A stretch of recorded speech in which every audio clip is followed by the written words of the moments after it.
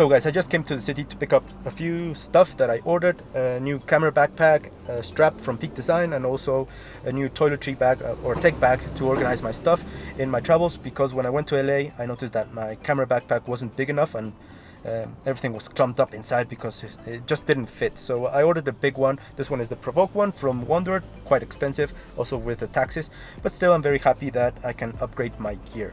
Okay, so today's video is not going to be about gear. I'm just going to show you the behind the scenes on how I shoot my tutorials, where I put the lighting, where I put the camera, and the overall setup that I have in my studio. Well, studio is a very improvised scene. It's just a corner in my living room. And other than that, I'm just going to show you, responding this comment that was in my Spanish channel, I'm just going to show you how I color grade my tutorials. So let's get home.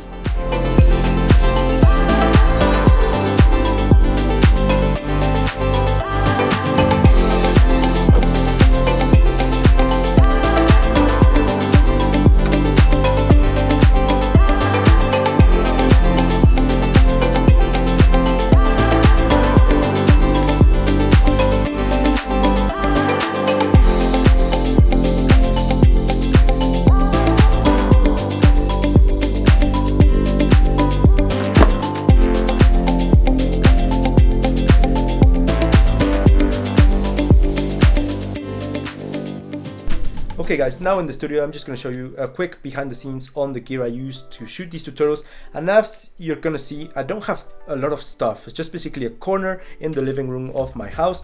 I have all the furniture pushed towards the back so it doesn't get in the way of the tutorials. And the only thing that's really important for shooting tutorials is the backdrop. You want to have a very nice backdrop. In this case I went with some stands and my old cameras in the background, just to make it a little bit more photographic in that sense.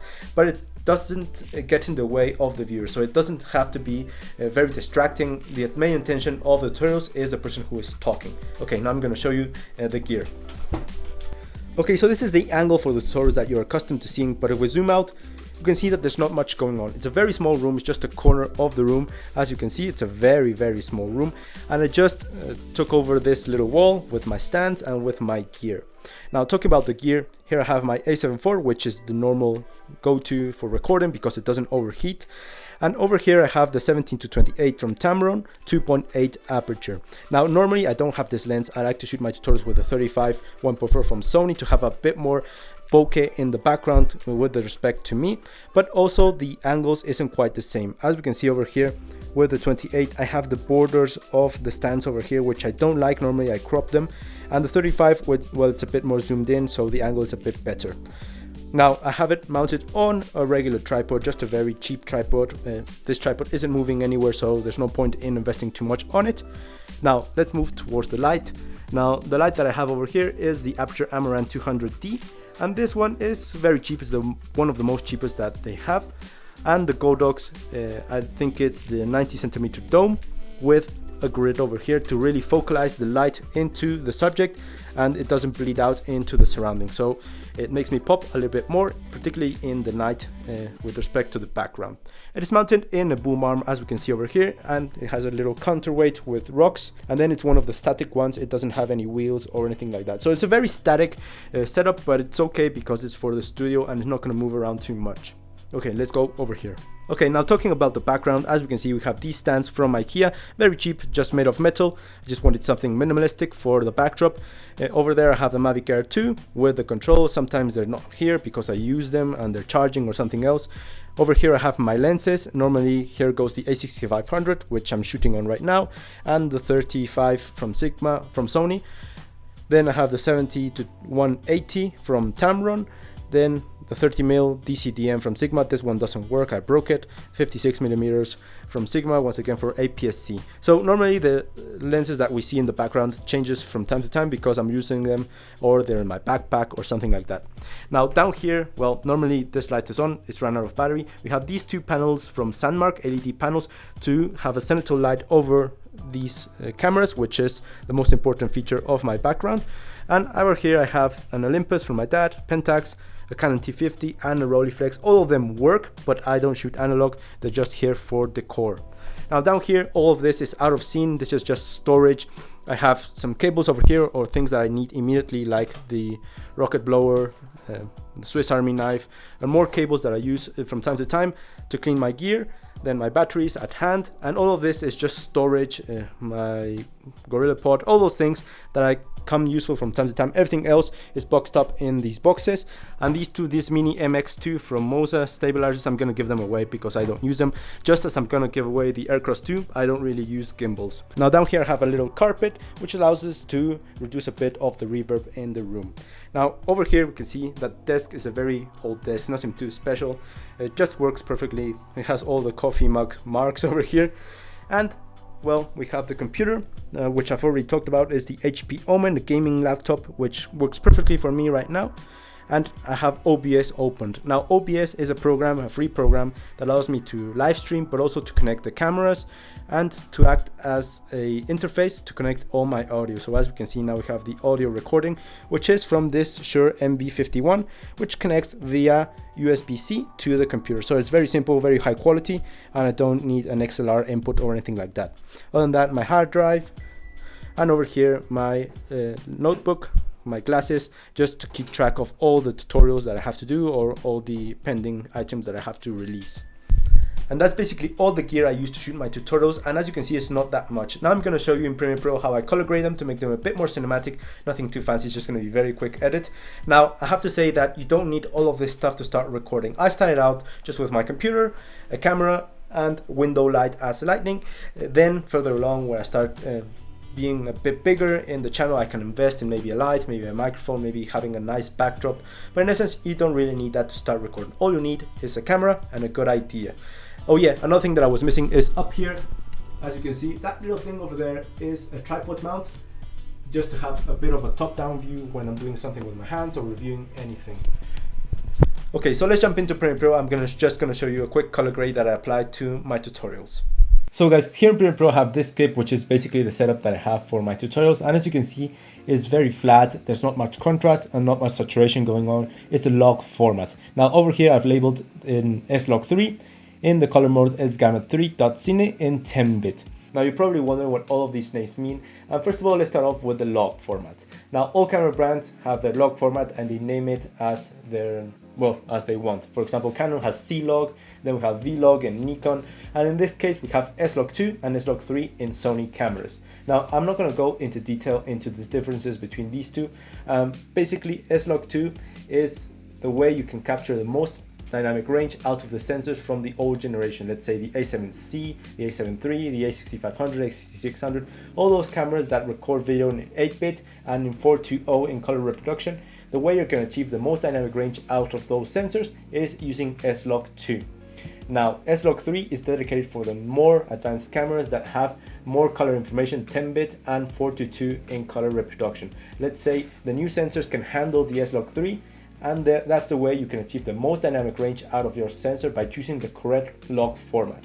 So my A7 IV, the A7S III, the FX3, all of those, the best way you can shoot to achieve the better image and the most dynamic range, the most information and colors, is using S-Log3. Now the next value that we have over here is the color mode. In this case we have sgamma3.cine. Now the color mode, what it does is just vary a little bit with the colors. Now you have to play around to see which one you like the most. And for example, I use sgamma3.cine because it uses the most dynamic range of the sgamma3, combining it with the colors from the S-Cinetone line. Now over here we have, first of all, the sgamma3, which is the one which is created to work in accordance with the S-Log3 into achieving the highest dynamic range your camera can offer. Then over here, the other side, we have S-Log3 and S-Cinetone, which will compromise a bit of dynamic range, but will have richer skin tones, richer colors in general, because it's mimicking the colors from the Venice series cameras, which are cinema, ultra expensive cameras. Now the sgamma3.cine is basically a combination of these two, when you're compromising a bit of dynamic range, but still having the highest output possible, combining it with the colors from the cinema line. So that's the one I use for my tutorials. After that, obviously long and boring explanation, let's go to the color grading part. Now as we can see, this video over here is shot in log format. Now the first thing that we need to do is convert that log format into Rec 709, or basically delog it and return the contrast and return the saturation. Now there are two main methods to do this. The first one is step by step, manually using the basic corrections over here, moving the highlight, shadows, whites and blacks and saturation to return the image to its natural state. Now, I already made a tutorial step by step into how to correct log format independently in which camera you use or what camera brand you shoot with. I'll link it up here in the cards in case you want to check it out. It's very methodical and it never fails. Now, I don't use that one because it takes a lot of time. I normally just use a conversion LUT, which is the second option and the quickest one that I use in order to pump out as many tutorials as I can per week. Now, over here in the basic corrections, I'm just going to select input LUT, and over here, as you can see, I already uploaded my utility LUT pack, which is available in my store, and I'm just going to select the one which is in accordance to the way I shot the video, which is slog3 sgamma3.cine in 10-bit color. I'm just going to select it, and as you can see, immediately the image is now corrected. So this utility LUT pack, I'll link it up here in the cards in case you want to check it out. In case you shoot Sony and you want to correct your log format a lot faster, you can use it in APS-C sensor cameras or in A7 III or on an FX3. It all depends on the way you shoot your video. You just select the correct LUT for that scenario and then it will be automatically corrected. Okay, back to the tutorial. Okay, so now the clip is corrected. Now I do tamper a bit more with the creative tab over here to make it a bit more cinematic. Now in this case, I won't add a LUT.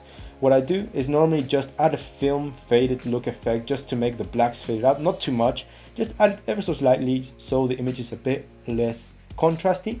Then the sharpen, maybe I pull it down just a bit, and then I'm just going to reduce a bit of the vibrance to make everything a bit more desaturated, not too much, just a bit, just like that, to make the image a bit desaturated. And then finally in tint, in the shadow and highlights, I normally add, maybe I add some warmish tones in the shadows and in the highlights to make the image a bit brown, or sometimes I add a bit of green in the shadows or teal color in the shadows. It all depends on how I'm feeling and how I want to edit that tutorial. So for this one, I'm just going to add a bit of brown. I'm just going to put up a bit of the shadows towards the reds slightly, and then the highlights do the same towards the oranges. And as you can see, the image now is a lot warmer than in the original. It's just a bit more nice and a bit more cinematic. It's just what I normally do for my tutorials. Sometimes I do add a bit more saturation in the basic corrections, just like that. And sometimes I do go back to the creative tab and, for example, maybe I want a teal and orange look and add some teal color to the shadows. It all depends on the mood that I have that day.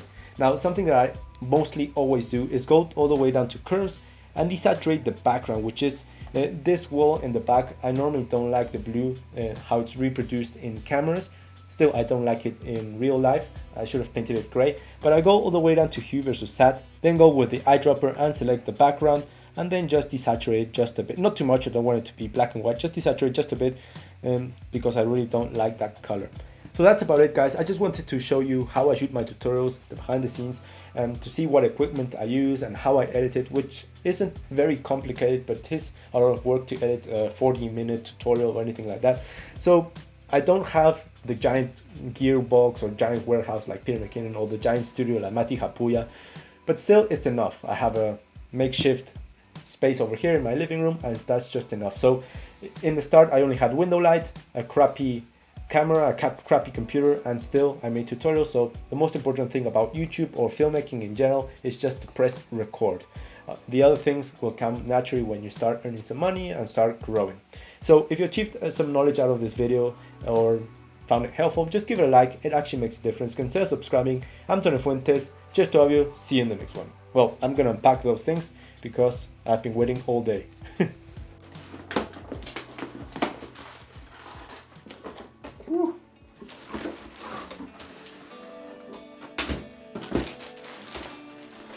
Okay.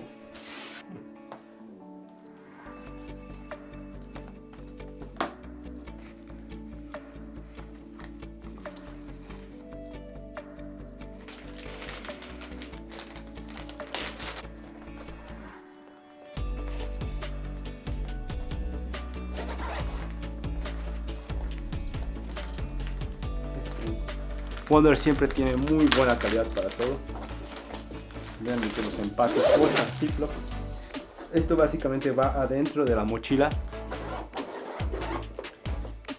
Y aquí es donde metemos el equipo y lo vamos organizando. Lo importante. Creo que está más grande de lo que esperaba.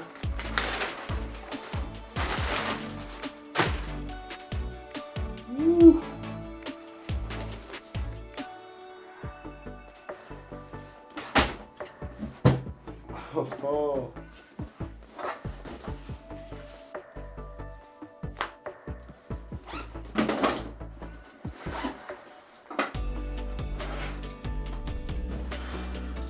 super calma.